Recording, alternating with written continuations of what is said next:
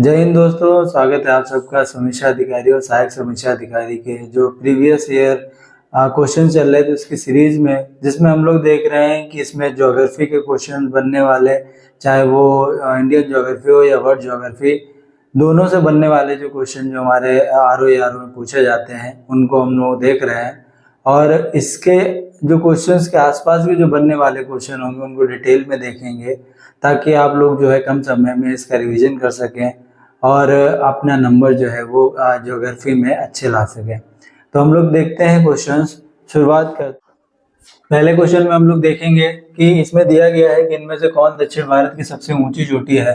तो दक्षिण भारत की सबसे ऊंची चोटी से बनने वाला जो क्वेश्चन कई बार बनता है वो अनाईमुड़ी है। ठीक है, अनाईमुड़ी दक्षिण भारत की सबसे ऊंची चोटी है। उसके बाद में आती है दोदा बेट्टा, यानी अगर पहले नंबर पे देखा जाए तो हमारी आती है अनाईमुड़ी। ठीक है, दूसरे नंबर पे आती है दोदा बेट्टा।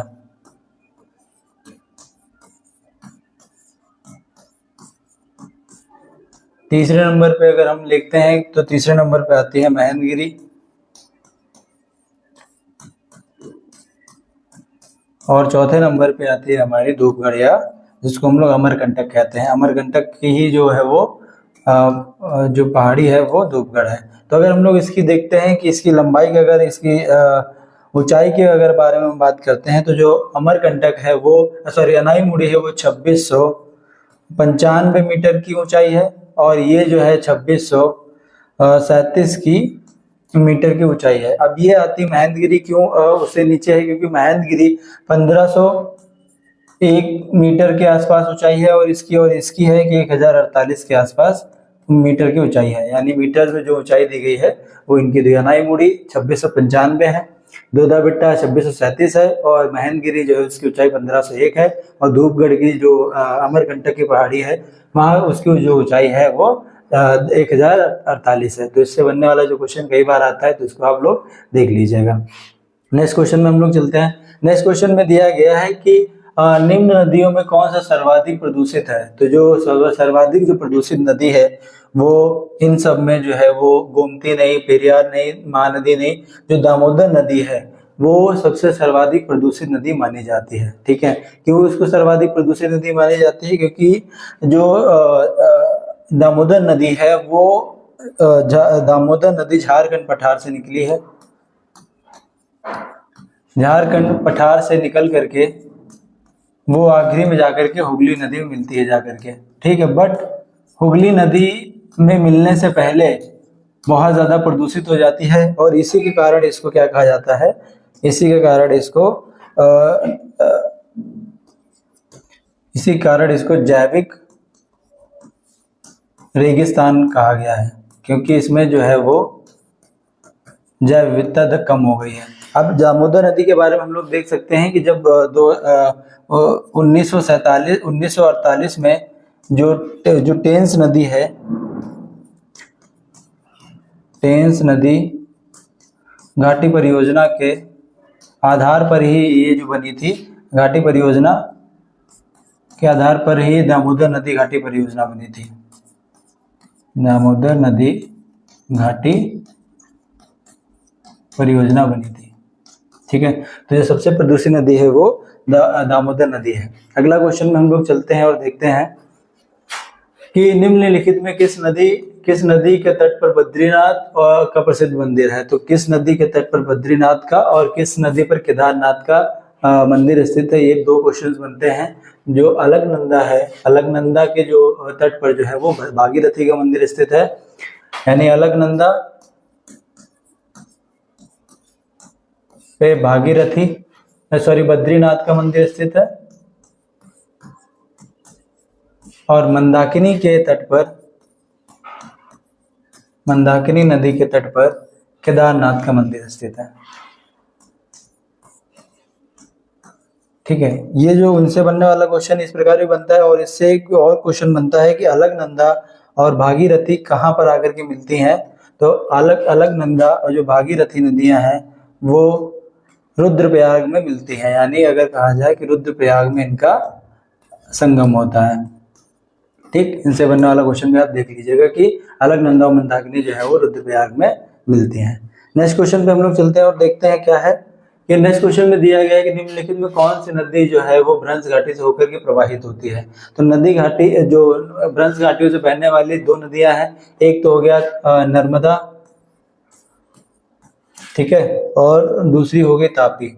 ये दो नदियां जो है वो नदी घाटी से भ्रंश नदी घाटी से होकर के प्रवाहित होती हैं, और दोनों नदियां जो चलती हैं वो पश्चिम की ओर बहती हैं, पश्चिम की ओर बहते हुए अरब सागर में गिरती हैं जाकर के। यानी अरब सागर में गिरने वाली नदियों के जो नाम हैं वो नर्मदा और ताप्ती है।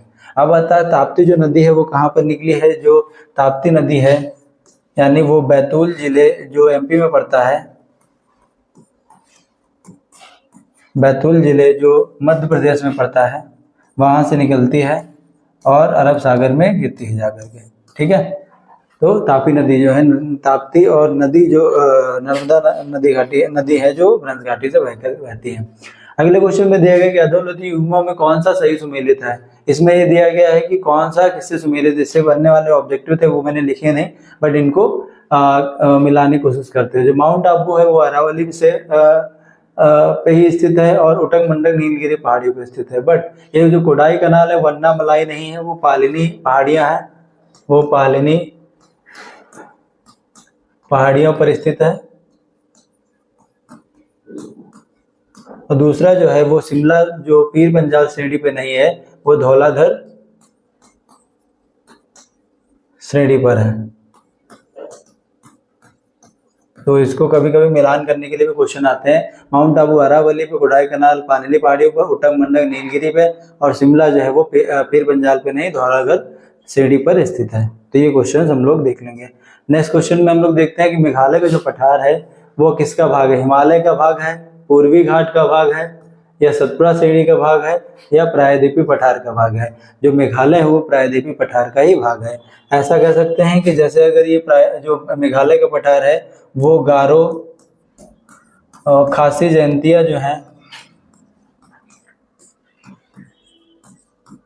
ये मिलकर के ही जो है वो इस पहाड़ को बनाती हैं। अब ये आता है क्वेश्चन की जो प्रायद्वीपीय पहाड़ है इसको अलग कौन करता है। तो राजमहल जो दर्रा है, राजमहल दर्रा जो है वो मेघालय को पठार को प्रायद्वीपीय पठार से अलग करता है। तो इससे बनने वाला जो क्वेश्चन है वो ये है। नेक्स्ट क्वेश्चन में हम लोग देखेंगे कि सूची 1 को सूची 2 से सुमेलित करना है और नीचे दिए गए कूट का सही उत्तर चुनिए। इसमें जो option A, option B, option C करके थे वो हमने नहीं लिखे हैं यहाँ पर। तो इसमें हम लोग मिलाने की कोशिश करेंगे कौन से संगम पे किसकी नदियों का संगम होता है। तो एक का पहला है कि रुद्रप्रयाग में अलकनंदा और मंदाकिनी का संगम होता है, और कर्णप्रयाग में जो अलकनंदा और पिंडार का संगम होता है, और देवप्रयाग में भागीरथी और अलकनंदा का संगम होता है। तो ये यहाँ पर आता है नंदप्रयाग, ये जो नंदप्रयाग आता है या विष्णुप्रयाग। इसमें विष्णुप्रयाग में जो अलकनंदा प्लस धौली गंगा का संगम होता है। तो जो इसका जो एक ऑप्शन गलत दिया था वो यहाँ पर नंदप्रयाग होगा। नंदप्रयाग में अलकनंदा और धौली गंगा का संगम होता है। जो इनसे बनने वाला संगमों से क्वेश्चन है वो आप लोग देख लीजिएगा, ठीक है। नेक्स्ट क्वेश्चन में हम लोग देखते हैं कि गंगा नदी उदाहरण है। गंगा नदी जो उदाहरण है ना ही अक्रमवती अफवाह का उदाहरण है, ना परवर्ती उदाहरण, ना अनवर्ती। जो गंगा नदी उदाहरण है वो पूर्ववर्ती नदी अफवाह का उदाहरण है। गंगा नदी क्या करती है, जब वो बहती है तो बड़े बड़े बड़े बड़े खंड का जो गार्ज का निर्माण करती है और महाखंड का निर्माण करती है। इस टाइप की जो नदियाँ होती हैं वो अपने प्रवाह का जो नदी बेसिन एरिया होता है, मान लो कि ये नदी बह रही है तो ये जो धीरे धीरे जो नदी होती है अपना बेसिन जो है वो बढ़ाती रहती है। गार्ज क्या होता है कि जैसे मान लो कहीं पर नदी गिर रही तो यहाँ पर जो गहरा वो जो एरिया बनाती है वही गार्ज कहलाता है। और ये बहती हुई नदियाँ जो हैं वो धीरे धीरे जा कर के गंगा नदी बंगाल की खाड़ी में मिलती है। इसके कुछ उदाहरण है। सिंधु नदी अगर कहा जाए कि पूर्ववर्ती अफवाह का, सिंधु नदी, सतलज और ब्रह्मपुत्र, ये जो नदी, ये जो एग्जाम्पल हैं वो पूर्ववर्ती के ब्रह्मपुत्र नदी। पूर्ववर्ती अपवाह के उदाहरण है। ठीक है, नेक्स्ट क्वेश्चन पे हम लोग चलते हैं कि निम्नलिखित में कौन सा हिमनद सबसे बड़ा है। कुछ हिमनद दिए हैं, उनका एरिया वाइज कैटेगराइज किया गया है। अब जो क्वेश्चन बनते हैं उनको अरेंज करने के लिए आता है। अब डायरेक्ट नहीं पूछता कौन सा हिमनद छोटा है या बड़ा है। तो सियाचिन हिमनद जो है वो सबसे बड़ा है। सियाचिन हिमनद अगर कहा जाए कि अगर एरिया वाइज देखते हैं हम लोग सियाचिन हिमनद जो है वो लगभग 76 किलोमीटर में फैला हुआ है। फिर आता है उसके बाद में जो हिमनद आता है वो आता है बोल्टारो,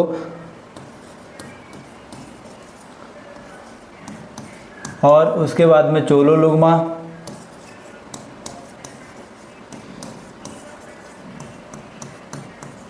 और उसके बाद में बियाफो आता है।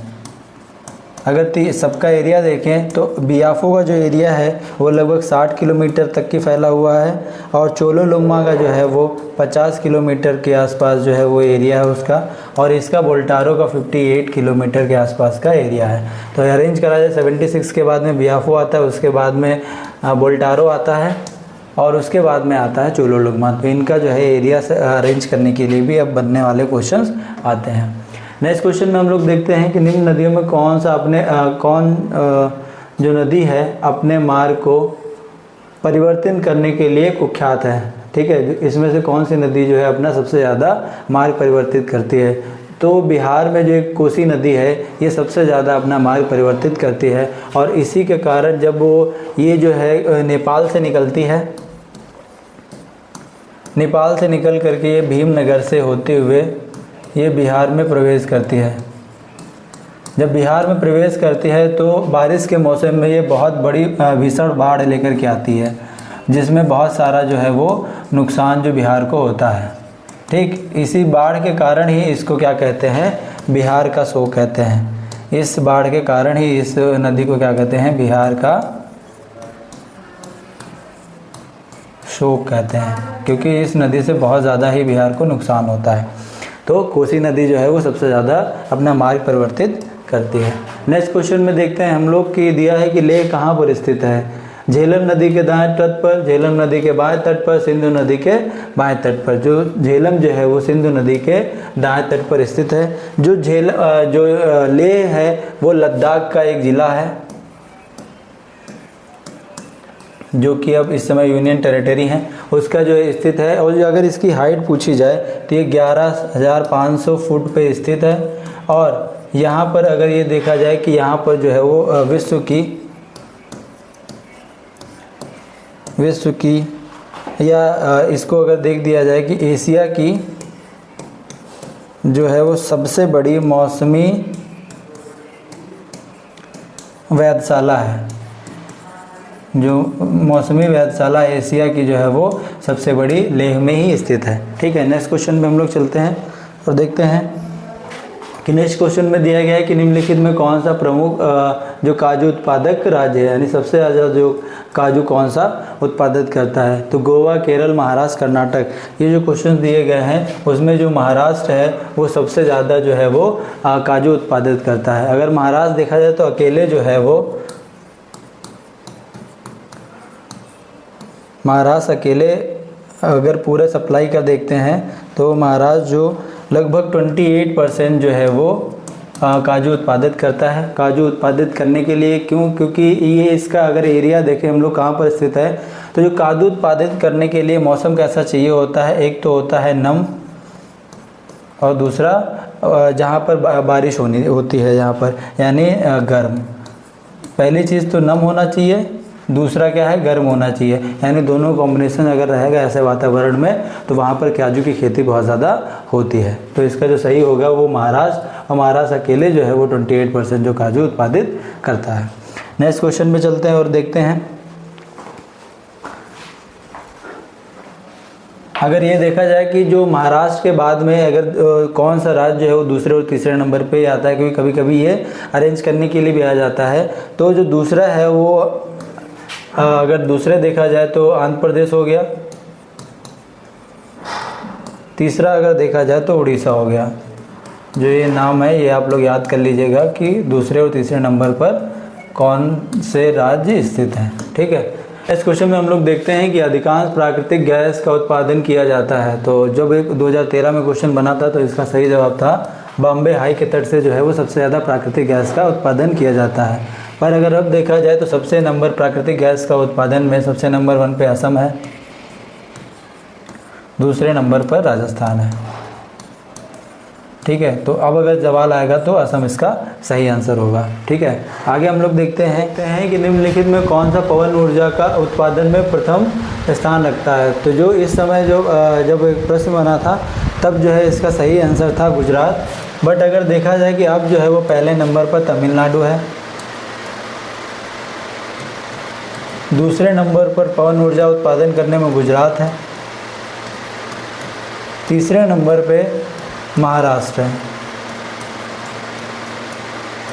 ठीक है, तमिलनाडु अकेले जो है 29% जो है वो पवन ऊर्जा उत्पादित करता है।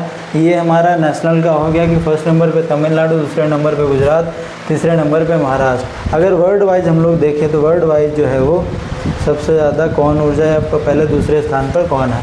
पहले स्थान पर चीन है, दूसरे स्थान पर अमेरिका है, तीसरे स्थान पर जर्मनी है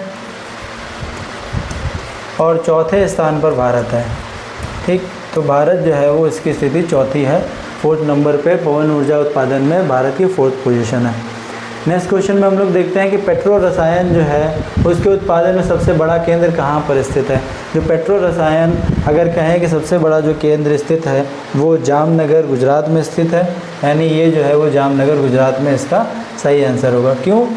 क्योंकि जामनगर क्रूड ऑयल की सबसे बड़ी रिफाइनरी है विश्व की, जिसका जो ओनर हैं वो रिलायंस मुकेश अंबानी जी हैं। तो अगर ये कह सकते हैं कि जो क्रूड ऑयल की जो रिफाइनरी है वो जामनगर गुजरात में है। ये क्या है? क्रूड ऑयल की रिफाइनरी है।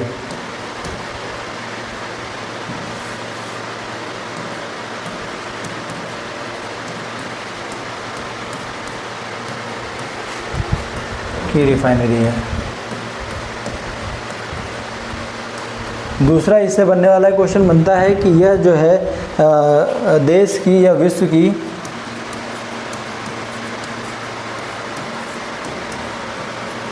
सबसे बड़ी रिफाइनरी है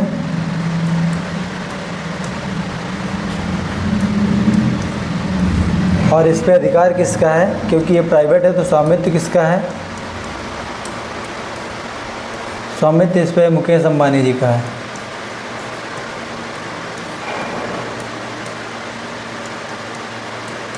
ठीक, अगर चौथा पॉइंट देखें कि जो ये जो है इसकी स्थापना कब हुई थी, वो 14 जुलाई 1999 में इसकी स्थापना हुई थी। तो इससे जो बनने वाले क्वेश्चन है वो इतने टाइप के ही पूछे जाएंगे। हम लोग देखेंगे कि कहा गया है कि भारत में कुल उत्पादित विद्युत परमाणु शक्ति का जो भाग है वो लगभग कितना है। तो 2013 में इसका सही आंसर था 3%। बट अगर वर्तमान में पूछा जाए तो वर्तमान में लगभग 1.7% जो है वो परमाणु शक्ति का भाग है। ठीक है, लेकिन अगर परमाणु शक्ति के अलावा अगर देखा जाए कि कौन सी शक्ति का सबसे ज़्यादा प्रयोग किया जाता है तो तापीय जो विद्युत है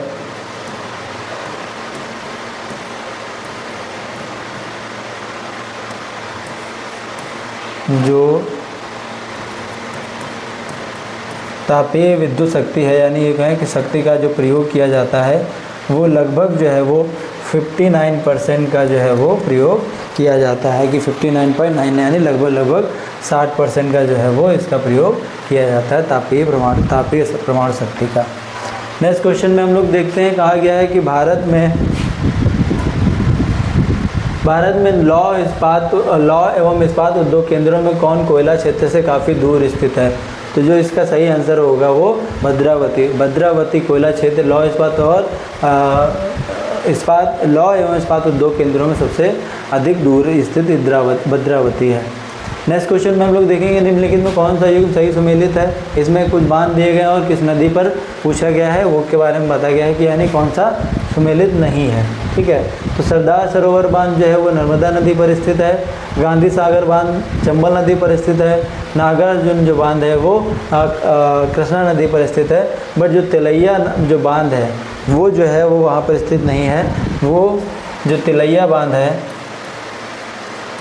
वो बराकार नदी पर स्थित है। बराकार नदी पर स्थित है, तो इसका सही जो होगा ये सुमेलित नहीं है। ठीक है, आगे हम लोग देखते हैं कि जैसे अगर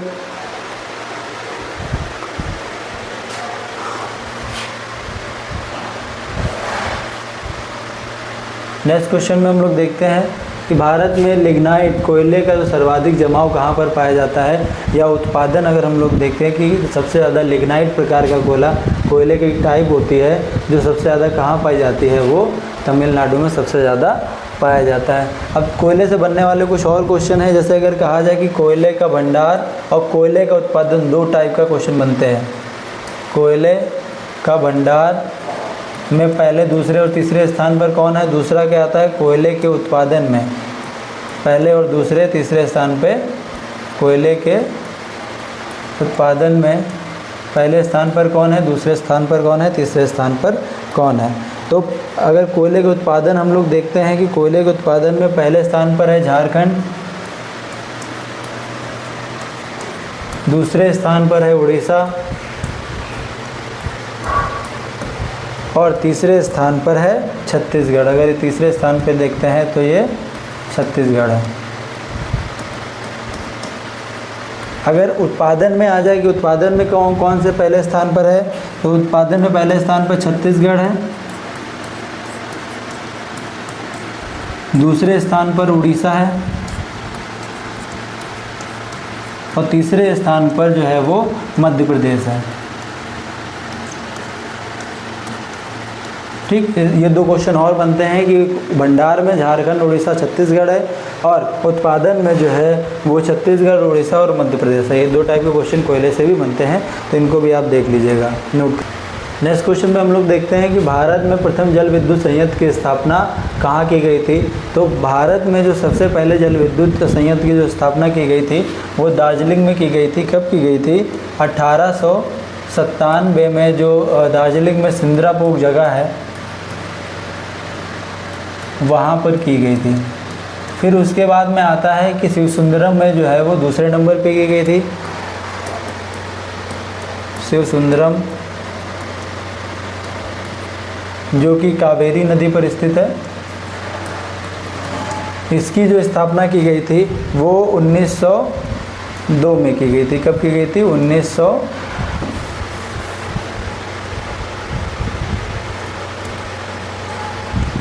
ठीक है, शिव सुंदरम में की गई थी और ये कावेरी नदी पर स्थित है। नेक्स्ट क्वेश्चन में हम लोग चलते हैं कि कहा गया है कि भारत में सर्वप्रथम खनिज तेल का कुआं कहाँ खोदा गया था। तो सबसे पहले जो अगर ये कहा जाए कि जो खनिज तेल का कुआं खोदा गया था वो माकूम में खोदा गया था। बट जो अगर वास्तविक कहा जाए तो सबसे पहले जो है वो माकूम में जब खोदा गया था 1867 में। बट उसके जो अगर कहा जाए जो वास्तविक में खोजा गया था वो डिगबोई में खोजा गया था। डिगबोई जो कि है असम में, वहाँ पर खोदा गया था। और अगर इसके डेट की देखी जाए तो 1890 में ये मतलब शुरू हुआ था। या ये कहें कि भारत में प्रथम खनिज तेल का जो कुआं वास्तविक में डिगबोई असम में खोजा गया था, जो कि 1890 में था। नेक्स्ट क्वेश्चन में चलते हैं, हम लोग देखते हैं कि भारत में निम्न फसलों में किस फसल के अंतर्गत सबसे शुद्ध सकल कृषि क्षेत्र सिंचित क्षेत्र का सर्वाधिक प्रतिशत है। यानी सबसे ज़्यादा सिंचाई जो की जाती है वो किस फसल में की जाती है, वो गन्ना की जाती है। तो गन्ना जो होगा उसका सही आंसर होगा। गन्ना के बाद आता है कि उसके बाद में पहले नंबर पे हो गया गन्ना, दूसरे नंबर पे हो गया गेहूँ, तीसरे नंबर पे हो गया चावल, चौथे नंबर पे हो गया तिलहन।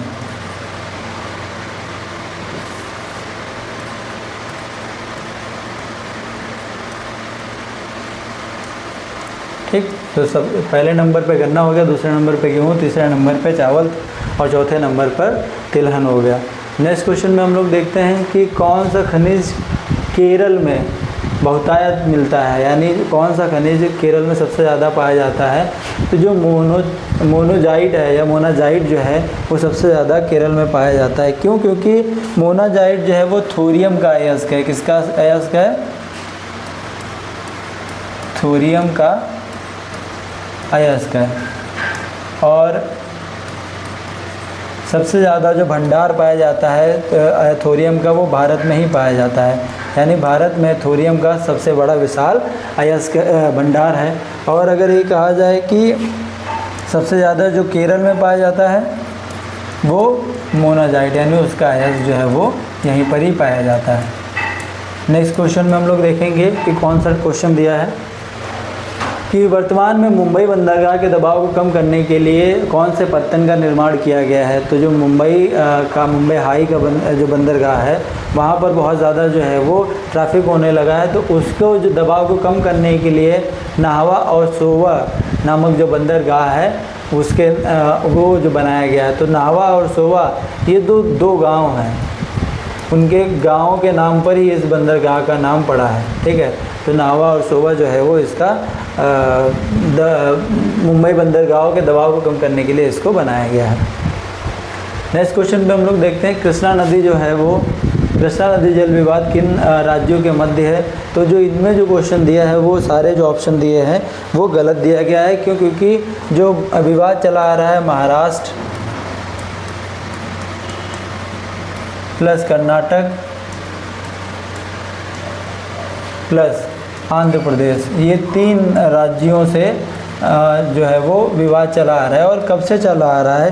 ये 57 से ये विवाद चला आ रहा है। तो महाराष्ट्र, कर्नाटक और आंध्र प्रदेश इसका सही जवाब होगा। तो इसका ऑप्शन जो है वो गलत था। नेक्स्ट क्वेश्चन में देखते हैं हम लोग, कहा गया कि भारत में के निम्न राज्यों में से किसकी प्रांतीय राजमार्गों की सकल लंबाई सबसे अधिक है, या यूँ कहें कि रोडों की सबसे लंबाई जो है वो किस राज्य में सबसे अधिक है। तो महाराष्ट्र में सबसे अधिक है रोडों की लंबाई। पहले नंबर पे महाराष्ट्र हो गया, दूसरे नंबर पे कर्नाटक हो गया, तीसरे नंबर पर गुजरात हो गया। तो ये जो राज्य है वो सबसे ज़्यादा यहाँ पर रोडों की लंबाई है। तो ये आप लोग क्वेश्चन देखिएगा। नेक्स्ट क्वेश्चन में क्या है कि भारत के निम्नलिखित में कौन सा एक बंदरगाहों में सबसे एक जो है वो उड़ीसा के तट पर स्थित है। तो उड़ीसा के तट पर जो बंदरगाह स्थित है वो पारादीप जो है वो बंदरगाह स्थित है। नेक्स्ट क्वेश्चन में हम लोग देखेंगे कि नेक्स्ट क्वेश्चन में दिया में देखते हैं कि हम लोग क्या है कि निम्नलिखित में नदी परियोजना में कौन नदी व्यास और पर बनने वाले पोंग बांध के जल का उपयोग करती है। तो जो यहाँ पर इंदिरा गांधी नदी है नहर परियोजना, ये व्यास नदी पर जो बनने वाला पोंग बांध है उसका जल का प्रयोग करती है। यूँ कहें कि इंदिरा गांधी नहर पर जो है वो सतलज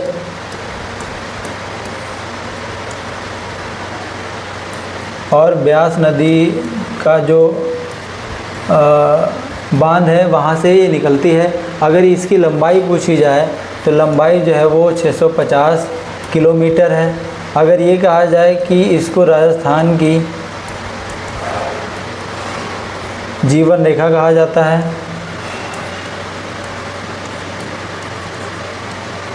और तीसरा अगर कहा जाए कि इस नहर से जो सिंचाई कौन कौन करता है, जो सिंचाई करता है, सिंचाई करने वाले राज्यों के नाम अगर देखा जाए तो पंजाब करता है, दूसरा चंडीगढ़ करता है या जिसको हरियाणा कह सकते हैं,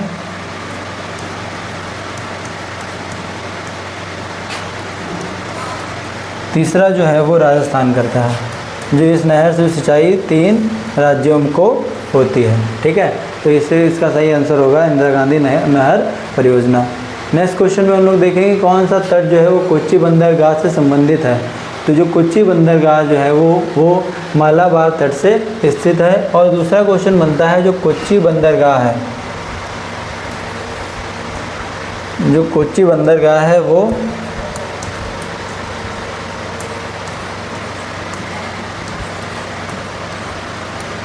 एक प्रकार का प्राकृतिक बंदरगाह का उदाहरण है? प्राकृतिक बंदरगाह का उदाहरण है, या कोच्चि बंदरगाह जो है वो प्राकृतिक बंदरगाह है। नेक्स्ट क्वेश्चन पे हम लोग देखते हैं कि भारत में निम्नलिखित राज्यों में कौन से रेल सेवा से वंचित है, या कौन सा राज्य है वो रेल सेवा से वंचित है।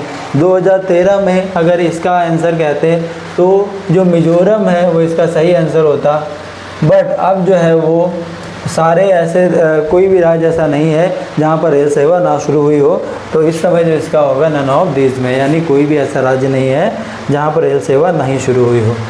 नेक्स्ट क्वेश्चन में हम लोग देखते हैं कि जो कोंकण रेलवे जो है वो किसको जोड़ता है?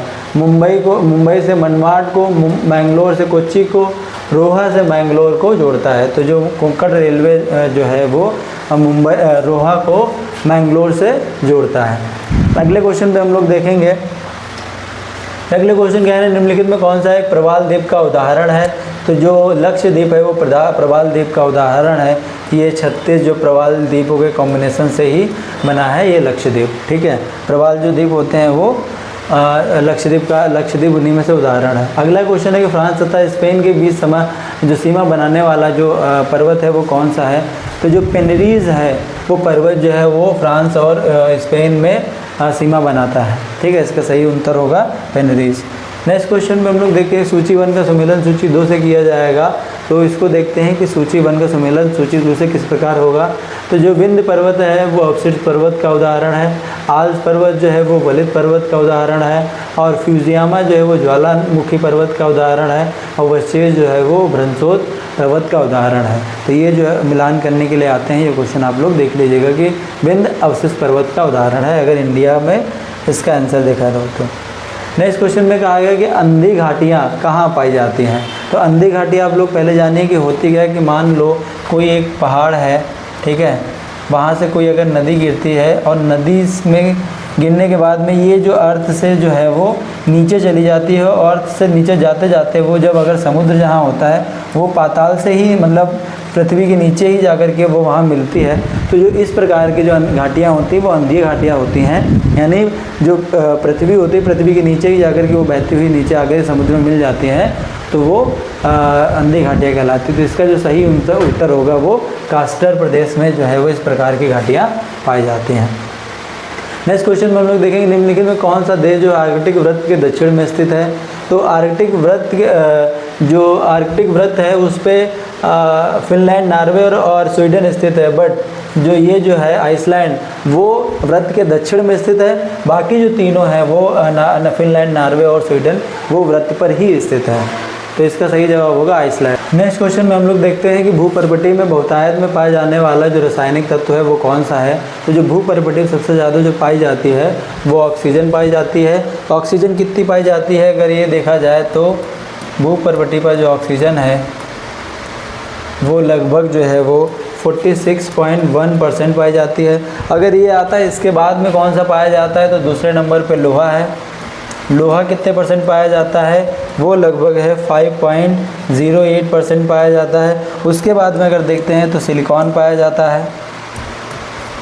सिलिकॉन पर से कितने परसेंट पाया जाता है वो लगभग 27.9% पाया जाता है। फिर हम लोग देखते हैं कि जो मैग्नीशियम होता है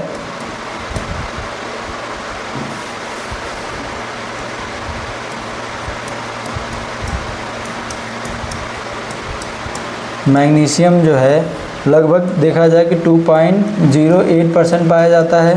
फिर अगर देखते हैं कि एल्यूमिनियम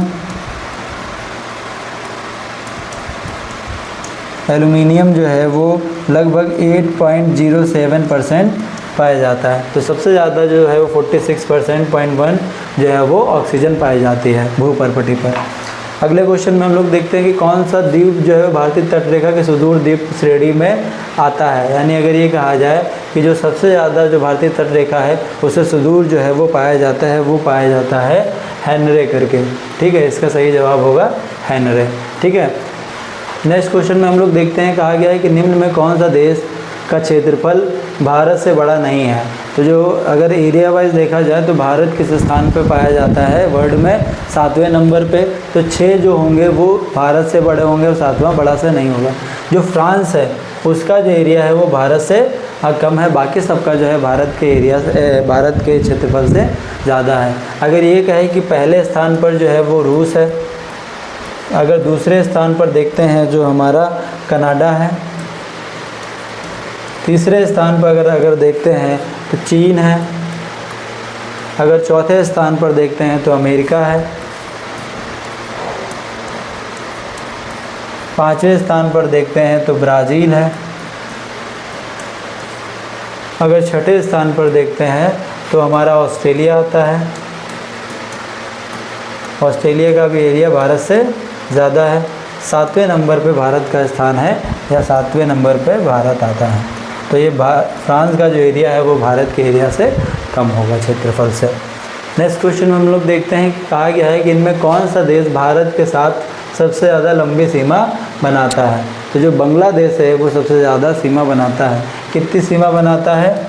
4096 किलोमीटर के आसपास जो है वो इसके जो है सीमा बनाता है। इस तरीके से चारों तरफ घेरे हुए हैं। नेक्स्ट क्वेश्चन में हम लोग देखते हैं संयुक्त राज्य अमेरिका के दक्षिणी कैलिफोर्निया में मृत घाटी का उदाहरण क्या है, या यूँ कहे कि जो मृत घाटी है वो किसका उदाहरण है। तो मृत घाटी जो उदाहरण है वो रिफ्ट घाटी का उदाहरण है। ठीक है, जो मृत घाटी है वो रिफ्ट घाटी का उदाहरण है। नेक्स्ट क्वेश्चन में हम लोग देखते हैं निम्नलिखित में किस तट में भारत का औसत समुद्र तल नापा जाता है, या उसी से ही जो भारत में जो समुद्र तल है उसी शहर से या उसी से नापा जाता है। जो चेन्नई है उससे जो है जितने भारत में है उससे जो उसकी औसत समुद्र तल नापा जाता है। अगर ये कहा जाए कि जो चेन्नई जो है वो पहले क्या नाम था इसका, मद्रास से ही नापा जाता था। नेक्स्ट क्वेश्चन में हम लोग देखते हैं कि निम्नलिखित में कौन सा देश नील नदी द्वारा अपवाहित नहीं है, या यूँ कहे कि सिंचित या वहाँ पर नहीं बहती है। जो 4 देश है वो नील नदी के एरिया में नहीं आता है, बाकी जो है इथोपिया, सूडान और युगांडा जो है वो उसके द्वारा अपवाहित है। नेक्स्ट क्वेश्चन में हम लोग देखते हैं क्या लिखा है कि प्रायद्वीपीय भारत की नदियों में कौन सी सबसे लंबी नदी है। तो प्रायद्वीप भारत यानी जो दक्षिण भारत की सबसे बड़ी जो नदी है वो गोदावरी नदी है। ठीक, गोदावरी नदी निकलती कहाँ पर है? महाराष्ट्र से। महाराष्ट्र में नासिक जिला है, वहाँ के त्र्यंबक नामक जगह से यह निकलती है और बहते हुई ये जाकर के पश्चिम बंगाल की खाड़ी में गिरती है जाकर के। अगर ये कहा जाए कि इसकी जो दूसरा क्या है, इसको बूढ़ी गंगा भी कहते हैं गोदावरी को, और तीसरा अगर कहा जाए कि इसकी जो लंबाई है वो लगभग 1465 किलोमीटर के आसपास है। जो इसकी लंबाई है वो 1465 के आसपास है। तीसरा अगर कहा जाए इसमें क्वेश्चन जो बनता है वो सबसे ज़्यादा बनता है कि गोदावरी नदी की सहायक नदियां कौन कौन सी हैं। तो कुछ नदियां जो गंगा के नाम पर ही है, जो गंगा से शुरू होने वाली नदियां हैं, वो अगर देखा जाए, ध्यान दिया जाए तो गोदावरी की संगम जो सहायक नदियाँ हैं, जैसे अगर कहा जाए कि वैनगंगा, दूसरा पेनगंगा, तीसरा इंद्रावती, मंजरा और वर्धा, और अगर देखा जाए तो प्राणहिता इसकी सहायक नदियां हैं। ठीक है, तो जो महाराष्ट्र के नासिक जिला है वहाँ के त्र्यंबक नामक जगह से गोदावरी नदी निकलती है। इसको बूढ़ी गंगा या दक्षिण भारत की भी गंगा कहते हैं, उस नाम से भी जाना जाता है। इसकी जो लंबाई है वो 1465 किलोमीटर के आसपास है, और इसकी जो सहायक नदियाँ हैं वो वैनगंगा, पेनगंगा, इंद्रावती, मंजरा, वर्धा और प्राणहिता है। ठीक है, तो इससे जो बनने वाला क्वेश्चन है वो इस टाइप का बनेगा। नेक्स्ट क्वेश्चन में हम लोग देखते हैं कि निम्नलिखित में कौन भूमध्य रेखीय जलवायु के अंतर्गत नहीं पाया जाता है। तो जो भूमध्य रेखीय जो जलवायु है उसके अंदर इथोपिया जो है वो नहीं पाया जाता है। ठीक है, तो उसका सही आंसर होगा इथोपिया।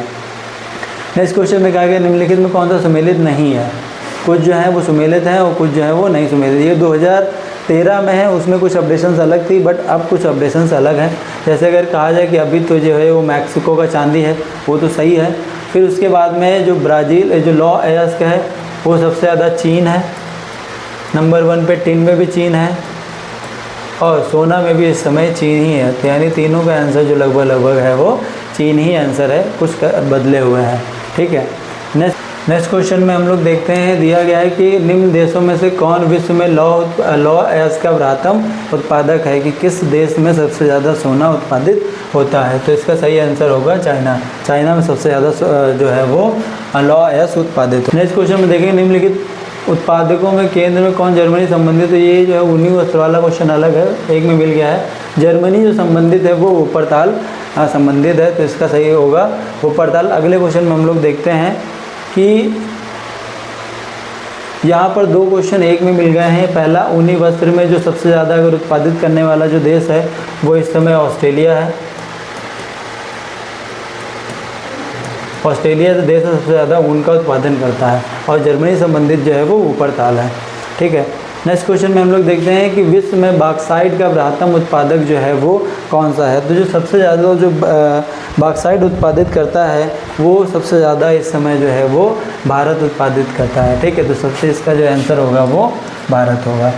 नेक्स्ट क्वेश्चन में हम लोग देखते हैं कि कहा गया है कि सूची 1 का सुमेलन सूची 2 से कीजिए और दिए गए कूट का सही उत्तर दीजिए। तो पहला दिया है नदी, दूसरा दिया है बांध।